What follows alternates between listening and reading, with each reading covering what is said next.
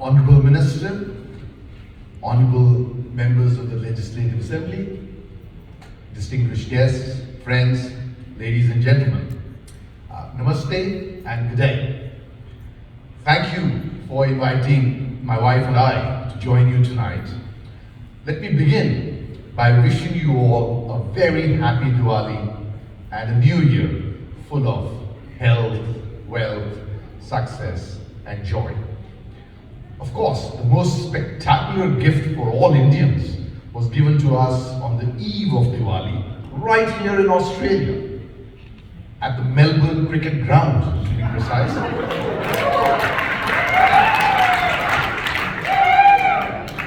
With the epic victory of our T20 World Cup cricket team last Sunday. Let us hope that they can go on to win the title on the 13th of November, also in Melbourne. I, for one, am certainly booking my flights. Anglo-Indians are among the smallest distinct communities in India, but it makes us proud that they have distinguished themselves at home and abroad in a manner that belies their total number. The community is particularly acknowledged for its education, hard work, creativity, modernity, and love of fun and music. And we saw some of that just now. What would life have been, certainly for someone of my vintage, without the education at Frank Anthony schools, the songs of Cliff Richard and Engelbert Humperdinck, the writings of Ruskin Bond, the histrionics of Ben Kingsley, or the exploits of Sebastian Coe, all great representatives of the Anglo-Indian community.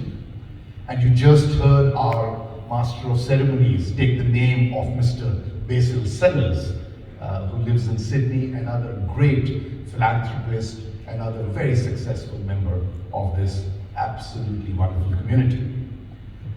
In Australia, I believe that some of the earliest arrivals from India were actually Anglo-Indians, though the nomenclature here does have a somewhat broader definition. They came first to Tasmania in the early 19th century as settlers and retirees, and many also made successful political careers. Edward Braddon, in fact, went on to become the Premier of Tasmania and was also elected to the first Australian Federal Parliament. Indeed, as I'm sure most of you know, the suburb of Braddon, right here in the ACT, is named after him. I really must apologize to all of you because I am double booked tonight. and I do need to move on to another engagement soon. I won't therefore be able to break bread with you, but it really has been a privilege for my wife and I to be able to spend at least some time with you. Thank you, Joe. Thank you, Mrs. Bailey. Thank you. And thank you. and thank you to the entire Anglo-Indian community and so many other friends of India, friends of the community who are here tonight. Thank you very much.